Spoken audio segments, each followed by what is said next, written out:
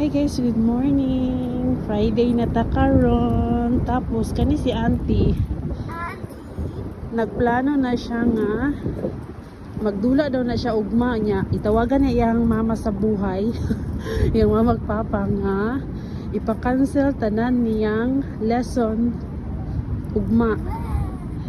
Kay gusto siya limang ka sa iyang murang edad pala desisyon na kay siya sa iyang kinabuhi. Sayo daw siya umata kay sayo daw ilang dula mag-start. Pero pukawa pa eskwelaha. Grabe.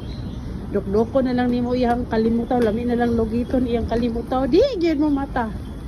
Kung di pa ma-monster ang iyang yaya, di mo bangon. Mo nang batang pala desisyon sa buhay, mo nang kay iyang mama magpapamampun mo sunod na pud sa iya ide. Kiko.